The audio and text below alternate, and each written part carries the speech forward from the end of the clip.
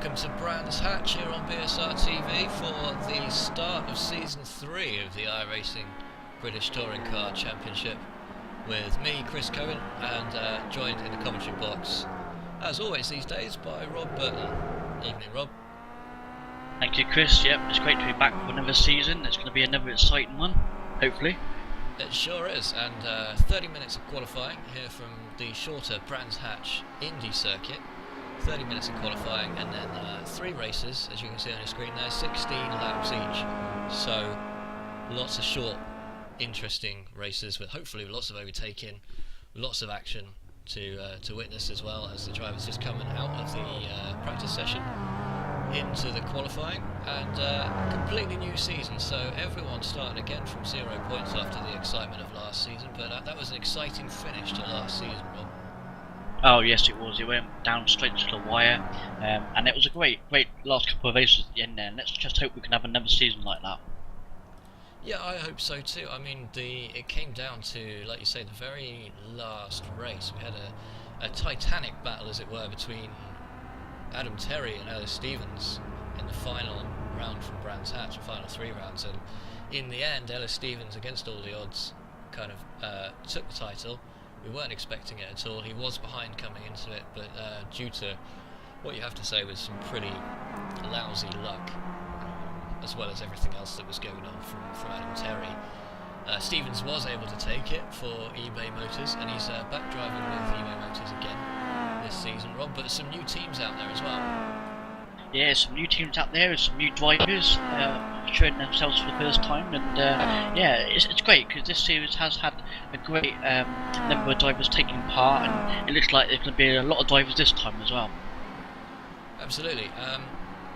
This is the shorter version of Brands Hatch that we're seeing today. I'm just wondering if we can go over to the track now and have a look. Oh! Well, that's no way to pull out the pit lane. That was an exciting way to join the track there, but that's Chris Hack, one of the new drivers, making a mess of his pit lane exit, unfortunately ruining someone's hot lap there. That's not what we wanted to start with, but this man will be a familiar face to anyone who watched the last season. Andreas Katz, who had a very high finish in the last season, and we'll be hoping, because he's starting a little bit earlier, he didn't quite start at the beginning of the last season, he's starting a little bit earlier this time round. He should be able to do even better than he did last time, right? Yeah, definitely. I mean, he didn't do all the races obviously last year, but I think he made most of the ones he was in, and if he had been there at the start, he would have been definitely in there for the hunt for the title. And Martin Christensen is sporting one of the liveries of the new teams. It's an old livery, in fact, the older eBay Motors livery, Team Bianco, and we'll be seeing both of those on track in this season as well. I have to say, Rob, there is in fact a BSR TV livery going around for the Kia as well, but no BSR TV team drivers are entered in this race, I don't think, so we won't be seeing them this evening. No, unfortunately not. I mean, I had tried it out myself, and I got the livery myself as well. It's a lovely looking car, and hopefully you might see it out on track this season sometime. It's a short, twisty track, going to be lots of downforce required, but not the smoothest circuit either. Big elevation changes, as we watch Matt Dalton come around turn 1, Paddock Hill Bend. That's one of the largest elevation changes there as well, and it's all going on ahead. That's one of the drive calls getting out of shape, and yeah, well, there was nowhere he could go really. All of the cars seem to be struggling, whether it's the new tyres or what, I'm not sure, but that's going to have made some changes to the way the cars handle, right? Yeah, definitely. I mean, I haven't actually had fully extended to try it all out yet, but there are some new cars this season with a new tyre model, and that will definitely spice things up a little bit. So 30-minute qualifying session here, 26 minutes remain, and Andreas Katz establishing an early lead there, as you can see, with a 47.589. That's a very quick time, isn't it? 47.5. Very quick indeed. We're expecting it to be around about 47 seconds, so it's about getting there. We've still got 26 minutes left to qualify, so a few people to make their way up the top there a little bit more. Yeah, hopefully. We'll see some position changes. A new entry in position number 3 that you can see on your screen there. Robert Fagg hasn't been entering last season at all. He's new. Also Diaz in 6th there is a new entry, and Oswald in 7th. another new entry, so some new faces already proven to be fairly quick. Yeah, I mean, it looks like from last season, this season, well, the race appeared to be very popular on being shown on BSR TV here, and also with people watching it, and I think that's what's sort of encouraged them to join, because it seems very fun to do. Yeah, a lot of people would have hopefully found out about this through the iRacing forums, or from watching footage like this, or just from, you know, speaking to their virtual racing driving friends, as it were, and sort of convinced to give it a go. So absolutely no lower limit on skill level in this particular competition. So anyone can try their hand at it, as long as, you know, they can sort of reasonably get around the track in one piece, which is all the organisers really ask. And at the other end of the spectrum, we're seeing some look at that, 47.49 from Katz now. Czepelewski is about 0.15 of a second away from that, but Katz showing his determination early, Rob, that he wants that pole position. Yeah, definitely. I mean, that's the best way to start the season. Be at the front, keep out of trouble, and hopefully you can hold it there. Just coming back to Matt Dalton as well. We have the ability to actually go over to Matt now and have a quick word with him as he's going round. Maybe we'll just get a sense of what it's like, Rob, to qualify on this particular track, and straight from the horse's mouth, as it were. Matt, are you with us? Hello, mate. Hi, Matt. Driving for KX Momentum here. You're just about to start another lap coming around to set a qualifying time. We're looking at an onboard picture here. Why don't you talk us through this one as you go round? Alright, mate. So the key is to try and maximise your run out of here to get up the main straight. So I'm going to try and then carry as much speed as I can, brake just after the drop a gear too many there by mistake. Use all the track on the exit and try and stay out there. Now I'm going to have to fight through traffic here, which could cost me. Keep tight. Wait for the car to be straightened up before you stand on the gas. Drop just a second, and again it's just a case of trying to maintain as much momentum as you can in and amongst all the traffic. And you get balked quite badly here, it's a bit... And then it's just a case of trying to keep the revs up and keep the car going as much as you can going round. And get a bit of a bump, which has picked us up a little bit of a damage, which is a bit of a shame. But that's more or less a lap of Brands, so sorry I can't do a better job of it than that in amongst all those cars. Well, thanks for that, Matt. And how much of a difficulty are you finding this with just so many cars on the track, where we're up to about 30 now? Well, it always makes it a little bit more tricky, because you're trying to find a bit of clean space and then try and find somewhere to go, and you're always trying to maximise the time you've got between yourself and the others. But it's the same for everybody, and it's the same challenge, and that's what makes it so much fun. Well, looking good out there so far, Matt. Maybe we'll pick it up with you after the first race, see how you're getting on. So good luck to start this one, and have fun out there. No worries, Chris. Thanks very much. That's Matt Dalton there, who's just talking us through one of the qualifying laps around the very short Brands Hatch Indy. But as you can see, Rob, a lot of problems with traffic. But again, you do have 30 minutes to qualify, so the odds are you should be able to get in a good lap, right? Yeah, what a great onboard there by Matt, thanks to him for that. And yeah, as we saw, traffic's going to be a key problem here, getting a good qualifying lap in. But like you said, we've still got 20 minutes left to qualify.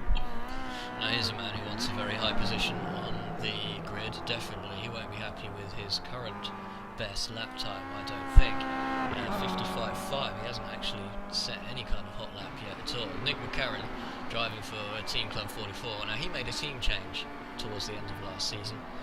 Not happy with his Welsh Motorsport drive, so he switched over to Team Club 44 and rounded out the season quite well in the end, setting a 48.3 there, which isn't good enough to put him any higher than 10th place at the moment. So you're going to need to be in the low 48s to break into that top 10. It's got to be a tough ask, isn't it? Yeah, definitely. Looking at your, like I said, 48s to get into the top 10. I was going to point out we do have a few other drivers there in the top 10 at the moment that are new drivers to the series. We do have Mr. Hack and a few others there in the top 10, so this is going to get quite exciting. And another new entry here for Jack Goff is Craig Burleson, currently on the 48.7 right now. Just look at the smoke coming up, or the dust coming up from Druids there as cars going off right, left and centre. And we've only been covering this for one season, so BSR TV's been doing this for an entire season, more or less, but even in that time we visit Brands Hatch 2 or 3 times during an average season, and we've seen quite a lot of action from this circuit already, and it's one of the drivers' favourites, isn't it, Rob? Yeah, definitely one of the drivers' favourites. I like it quite well as well. Been there quite a lot of times as well, and yeah, it's a great track. But yeah, there are tricky areas. You know, a lot of runoff places, gravel as well. And when people go off a track, the smoke, the gravel effects, that can cause a few problems for cars getting through. Just having a look on board now with Stephen Hefford, who's not yet broken into the 48-second mark. He'll want to do a little bit better than that, but still, we've only had 10 minutes of the qualifying session, so it's coming over the line now to see what it's a 49.3. And again, traffic's playing a big part here. It's getting it nice and tight for Paddock Hill Bend. Just clips the gravel there, and a lot of traffic coming into Druids there. He wants to keep out of the way of that, but he's doing a good job so far. One of the Welsh Motorsports up in front of him. It's not going to help too much coming into Graham Hill there. Keeps it tidy through there. Drivers use a lot of the runoff area on the right hand side here if possible, and is got to be putting him off this car in front, but not a lot you can do. Just got to knuckle down and kind of get on with it. A bit of tyres, gravel smoke up in front from one of the cars that's gone off. Keeps it tight on the final corner there. Look how close he's keeping it on the inside there. Looks to improve on his 49-second lap there. 49.3 again, so no improvement for Stephen Hefford, unfortunately. But he'll keep on going, he'll keep on cracking on with it. And as we were saying before, I mean, we've got another 18 minutes. Now, Adam Terry has moved away from his Dynojet roots in the Touring Car Series, Rob. Yeah, he has, and it's going to take a little bit getting used to these drivers at the top teams and new paint schemes as well. Yeah, well, I mean, Terry and Stevens, the battle at the end of last season was effectively for 2 different teams, but are they now driving for the same team, effectively, eBay and Bianco? I think they are. Just looking at the teams now, actually. And yes, we've got Adam Terry, Laura Bond, Martin Christensen, and Pinella in the old eBay Motors car. And we've got I'll have to work out what the others are in a minute. And just watching Dan Hunt go around here with 48.3 is his current best. It's put him outside the top 10, right down to 15th position with a 48.3. I would have thought that would have been good for a higher position than that, but it just shows how intense the competition is. New boy Chris Hack is in 6th position at the moment. Richard Wilde, we know he's strong in qualifying, he's taken 5th. Robert Fagg is in 4th position. Simon Field with an impressive 3rd, and Chepalewski. Since Chepalewski's come in, he's done nothing but impress with his qualifying times, has he? Yeah, definitely. He's been quick all the time in qualifying as well, and I think he was one of the late starters as well, wasn't he? In last season. He was, yeah. Hopefully, like some others there, he can have a good start for the season and do well. Yeah, and of course, he's driving for Addison Lee, and he was driving for Addison Lee Racing last season as well, and he's probably the strongest driver in their team. But might we need to get used to seeing this car at the front of the pack this season? Yeah, definitely. There could be a few surprises this season by the look of it. A lot of team changes, drivers pairing up with other people as well. So it's going to make it really exciting. And team drive call being represented by Sam Goff. Nice to see Sam back in action again. He was a sort of temporary fixture last season, not being able to compete in the entire season. So 49.1, and all those KX Momentum's gone off the back. They've all gone off the track there. Paddock Hill Bend bringing too much for all of those cars at the moment.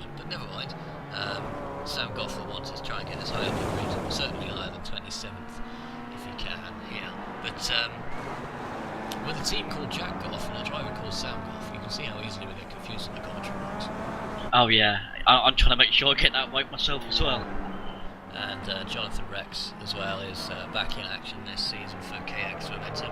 He was a KX Momentum driver last season, and the KX team has lost a couple of drivers.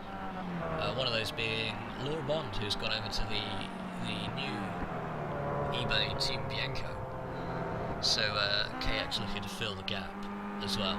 About halfway through the qualifying session from Brands Hatch Indy here on BSR TV, and Katz is still on top with a 47.494. That's an incredibly fast time. Chepelevsky is second, Field is third.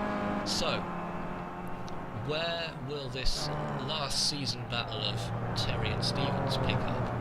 Because traditionally we've seen Terry out-qualify Stevens. Is that fair to say? That's fair to say, yeah. And traditionally we've seen Stevens a little more consistent in terms of the results, but there is that ever-present danger of disconnection, and Stevens does not have the best internet connection in the world, we know that. So it would be a shame to lose anyone like that, but that's always a threat as well, right? Yeah, definitely. It reminds me of the end of last season when they're battling for the championship, and those two drivers started a bit further down the field, and at the moment they are a bit further down, so they could make their way towards the front in the race, and it'd be quite exciting to watch. Well, we know we can see how fast some of these drivers are in qualifying. Chris Hack is the fastest of the new guys, and Diaz is also pretty quick. He's only 6/10 off the pole time, but I mean, we don't know how these guys race, do we? There's a difference between driving quickly and racing well. Oh yeah, definitely. You know, you can be a bit more careful, drive at a good pace, or you can afford to go a bit faster, but you may make a few mistakes. Absolutely. As we watch a multiple car pile up there, I'm not sure what kicked that off towards the end of the lap there.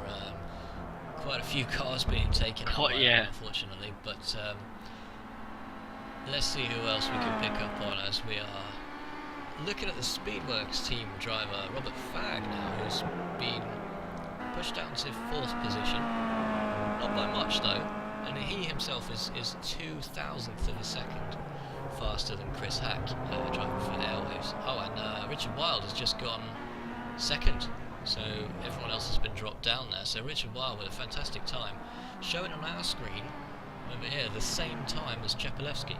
But how about you over there, Rob? Yeah, it looks like it's exactly the same time as Chepelevsky there. Now, how has that put Wilde in 2nd and Chepelevsky 3rd, and not the other way around? I'm not sure, because normally it's the driver that's got the time 3rd that stays ahead, isn't it? It is, but maybe we're seeing some fractions that aren't, or maybe we're not seeing some fractions of a second on the screen now. I'm not quite sure how that one goes. We'll stay with Robert Fagg for the moment anyway. I know he'll want to improve, but he's just looking to get some clean air out on the track. He doesn't want to start a flying lap where he knows he'll be catching up with a whole lot of people. It kind of makes sense, I suppose.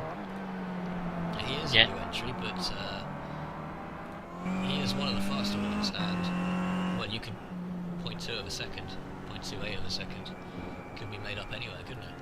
Oh yeah, easily. I mean, traffic. Like I say, if you can get a good lap, not have much traffic around, it can be fairly straightforward to make up. And here he goes now, off on his flying lap. Got some clean air in front of him as he comes over the start-finish line, looking to beat a 47.7 this time round, and he's already got a slow car in front of him, so he's going to need to get past that iRacing machine by the time he gets to Druids. It yields, and there's another car on the inside there that's got out of his way as well, but that's going to upset him slightly coming through Druids.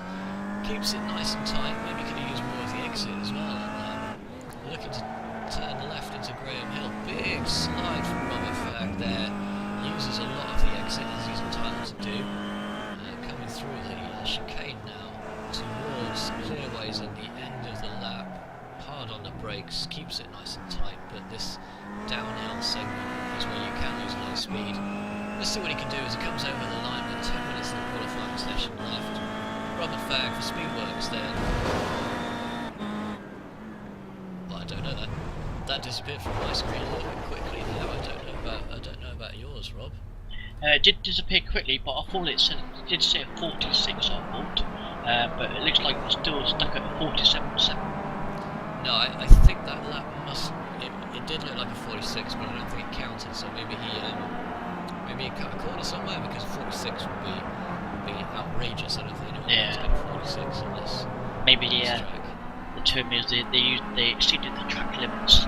Yes, that's the term I was looking for. Yeah. So don't forget, 3 races coming up here this evening. The qualifying is going to determine the starting order for the first race, which is going to be 16 laps.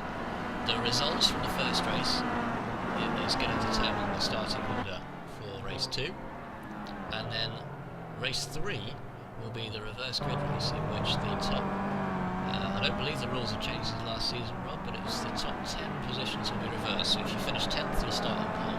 Is that right? Yeah, I believe that's right. I don't think anything has changed. So some of the drivers in that second race might just yield, maybe not get the extra point or two, so they get a good start position in the third race.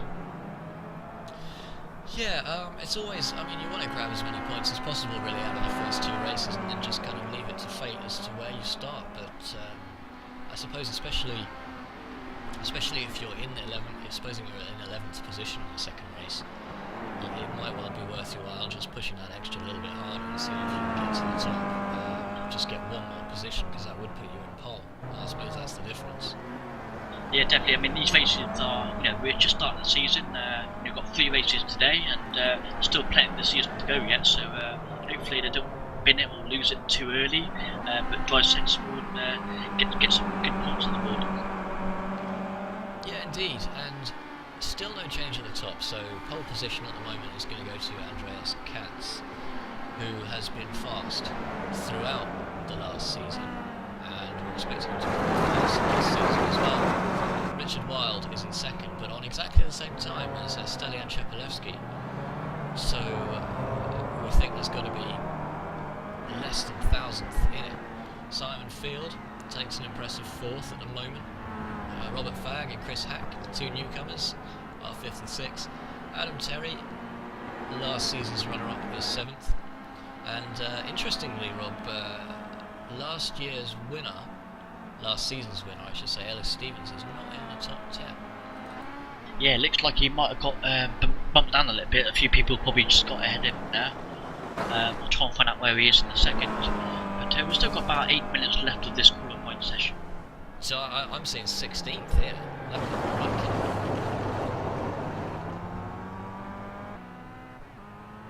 That is right as far as the information I have. 48.2. 48.2 being putting you in 16th position is going to be pretty depressing, right? Yeah, it must be, especially to start the season and as the current champion as well, and trying to defend it. I know. One of the trademark characteristics of Stevens driving is finish the race.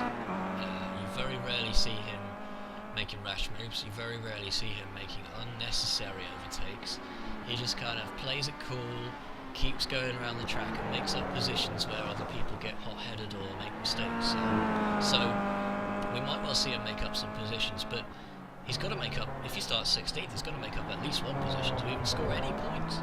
Yeah, definitely. We think that, we know from last season that he is very consistent with what he does racing, and he does tend to make a lot of places up in the race, so maybe just taking his time, and it might be a bit of work to do here.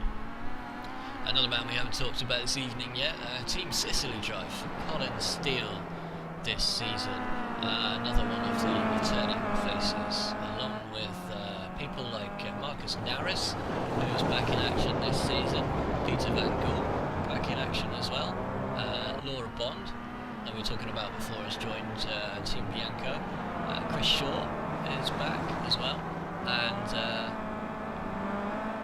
we have an entry from, we do have an entry. I was just looking for his name on the board. It's definitely there, Peter Foster, who is still driving for Team Pertec this season, and we haven't seen too much of those guys. They're not out on the track at the moment, but let's try and get some hot laps from those guys if we do catch them out there as well. So Chris Hack coming round Druids again for an attempt to improve his best so far, 47.7. New drive for Airwaves iRacing. He's currently in 6th position with 5 minutes of the qualifying session left. Wonder what he's going to be able to do. And there is a slight format change this year, Rob, in that there is a gap after qualifying. So if you were watching this last season, you might remember that we pretty much jumped straight from qualifying to the first race. There were a couple of minutes gap, but there was no real gap to kind of to allow qualifying to sink in. But due to pressure from the corporates up at BSR TV headquarters, we've managed to change the format and get a little bit more time. So we might be able to hear from some of these drivers after the qualifying session and before the race, which might be nice. Yeah, that's quite nice actually. It gives us a chance to catch our breath after the race. So Jerome Kaiser is another driver who started to impress towards the end of last season, and he joined too late to really shine. Would have liked to have done a lot better, but consistency was a slight problem towards the end of last season. Is that fair, do you think? That's right, yeah, consistency was a bit of a problem, and hopefully that's one thing he's going to work on this season. Indeed, he's still driving for DynoJet. Adam Terry, of course, has moved on, no longer with DynoJet. But we are seeing quite a lot of these drivers come back into the teams that they were in last season, including Simon Field, currently in 4th position for Wix Racing, and he was driving for Wix Racing last season. Now Field did have a top 10 finish in the championship, so he's done the front of the car in there, never mind. But Field did have a top 10 finish last time round in the championship, but he'll want to come a bit high. Do you think he'll be able to improve on that, maybe top 5 this year? I would have thought so. I would like to see him up there. I mean, he has been quite a good driver. He did have a few incidents during the season, last season. Let's just hope he can improve on what he did last season. So it was always a first corner kind of thing for Simon Field. Tended to get bundled off the track or make a very small mistake, but it led to a massive drop in positions on the very first lap. So assuming he's sorted that out this season, coming at this one fresh, should be able to sort that one out. But this man on your screen right now has just gone pole position. I didn't think it would be possible to beat Katz's time, but 47.47 now for Stelian Shepelevsky gives him pole position, Rob. That could be crucial. That could definitely be crucial. We only got 3 minutes left on the clock now. So Andreas Katz will no doubt be out on the track trying to beat that time from Shepelevsky. So let's see if we can just go on board with Andreas Katz and see how he deals with this threat. Because if anyone can beat that 47.47, it will be this man. It will be Katz. But that is a tall order, especially considering he might have 3 or 4 more laps to do it. Yeah, it does seem to have a bit of a clear sort of track in front of him, so hopefully he can get a good lap in. And just listen for the noise of the tyres on the curb there. He's hitting every curb just right, without wasting too much time, getting the tyres on the grass or anything like that. As he comes over the line here, it's 47.6, so it's about 2/10 off. He's going to need a faster lap. Oh, and that won't help him at all. So he's actually pulled the car over there. So that's interesting. Has he given up? It looks like it. We've got 1 minute 40 left, so it could be. Well, he's coming back out of the pits again now. Oh, that's interesting. We'll go back to Katz as he comes out of the pits. With 1.5 minutes, he doesn't have to finish the qualifying lap, does he? He has to start the qualifying lap. That's right, because as we know around this track, it only takes 47 seconds roughly to do a lap, so quite quick around here. So he will get around to the start-finish line. As long as he started his final lap, he'll be alright. Meanwhile, Robert Fagg has taken 3rd place from Richard Wild. So that's interesting with the DynoJets that's going off around Druid is there. Field has been pushed down to 5th, and Hack is still in 6th, so not too many changes there, although crucially Ellis Stevens is now up to 9th position, Rob. Yep, Ellis Stevens is getting up there a little bit more now. Nick McCowan just behind him in 10th as well.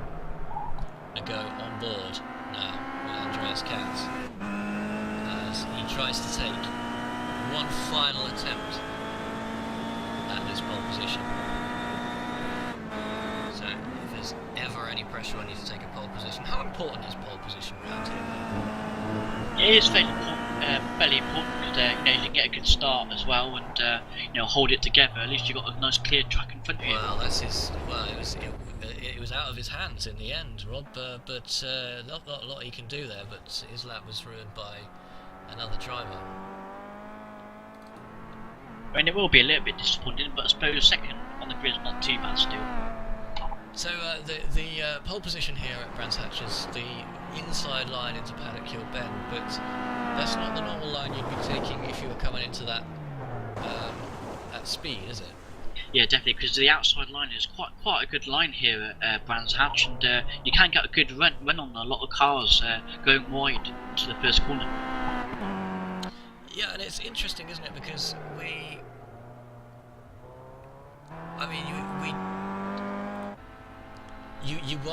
you want that right hand side coming into the first corner to maintain it into Druids around that hairpin second corner. But Druids turn 2 tends to be where it gets rather ugly, doesn't it? Because all the cars kind of concertina up at that point. Yeah, that's what I'm just thinking of. We're just hopefully that no drivers will have any incidents on the first lap at Druids. So, Shepilewski takes the pole position, Katz second, Robert Fagg takes third, Richard Weil fourth, Simon Field fifth, and in that Terry Stevens battle from last season, the winner and the runner-up, Terry, the runner-up, has taken 7th place, Stevens can only manage 9th. I wonder if we can have a quick word with 10th place finisher Nick McCarron to see what his thoughts were on that particular qualifying session. Nick, are you with us? Oh, mate. Nick McCarron, 10th place in that qualifying session. You've got to be satisfied with that, right? Yeah, it's about right for me. And it looked incredibly tough out there. How difficult was it to get around all of the other cars? Because it seemed to be like there were 30 cars on a very short track, and some of your laps just ended up kind of fizzling out because of other traffic. Yeah, well, I think I got it quite lucky because I managed to get into spaces 2 or 3 times, and most of my fizzles out were my own fault. And do you think that, given that, do you think that you could have qualified any better, or is the competition just that tough this time round? Well, yeah, I think it's. I mean, my best lap was coming into the last corner. Stellian was in front of me, who's normally quicker than me anyway, so I wasn't worried about a gap between us. He had a bad entry into that corner, and I got up the inside. Had to brake a little harder, but as it happened, for some reason, I got round that corner a bit quicker, and I made up about 2/10. Well, still, it was a very fast lap, your fastest. It was under the 48 seconds, and it's still just 10th place. Ellis Stevens will be starting in front of you on the grid, as will Adam Terry. Any chance you might just try and nip round either of those into the first corner, perhaps into Druids? Well, you never know what's happened in the first corner. Normally, my strategy is to survive. And of course, we've got a couple of newcomers, Robert Fagg and Chris Hack, and Diaz as well is new this season. So 3 in the top 10 there. That we're not sure how that might play out in the race. So are you just going to be taking it easy? You haven't raced with these guys before. Will that make a difference? Well, there's always the unknown, but as a general rule, the people up front I find can race. Obviously, you do get your hot lappers that can only hot lap, but generally they'll crash out before I get to them anyway. Well, best of luck for the first race, Nick. Maybe we can check back in with you towards the end of the evening. But we're definitely excited to see you out on track. How do you think this one's going to go for you? No idea at all. Well practiced at this track now. We've done it a fair few times, so I'm definitely comfortable here. But just basically got to see how it goes. Well, good luck anyway, Nick. Thanks for joining us. Cheers. That's Nick McCarron there. And how are we doing for the first session, Rob? Do you know how long we're likely to be waiting? This is a new format, so we're not quite sure how long the first session will be. Oh, I think we might have lost Rob. Rob, are you still there? Oh, we've lost Rob Burton. That's a shame. Well, we'll try and get Rob back for you, but in the meantime, I'm going to see if I can have a quick word with last year's runner-up, Mr. Adam Terry. Adam, are you there? Yeah, I'm here, mate. How you doing? Pretty good, Adam. Thanks very much for joining us. I know that some of the viewers out there are going to want to hear your thoughts on the end of what was a very exciting season last year. How did that work out for you? That really didn't go the way you wanted, did it? Well, the season in general was, I was pretty pleased with it, to be honest. The first year in the Kia, and I was quite happy with how that went, but it all went down to the final race and the final 3 rounds, and it all went wrong on that day. It just was one thing after another. I don't think anything in general was my fault that day. It's just I seemed to come in contact with other drivers, and it was just a bit of a nightmare in general, really. And how soon did you know into that final? Because there were 3 races that day. How soon did you know? Did you think, well, this isn't going my way, I'm not going to be able to do it? Well, I certainly was feeling the pressure come the last race, and I think I can't remember exactly how it went, but I ran into a bit of trouble again, and I could see that Ellis was in a position where he only had to finish to win the championship, and it turned out that that's the way it went. And were you aware at the time? Because we were aware of him actually disconnecting. He lost his connection halfway through that race and managed to somehow get it back before he went over the finish line and didn't lose a lap. But is that something you were aware of during the race, or did it not factor? No, I was not aware of that, to be honest, until he told me after. But you know, I wouldn't want anyone to disconnect and it decide a championship. So I'm glad that he managed to keep his connection, and he deserved it overall. And a new drive for you this time round, Adam. A new team. You're hoping to put the DynoJet Ghosts behind you this season. Hoping to perhaps take it this time?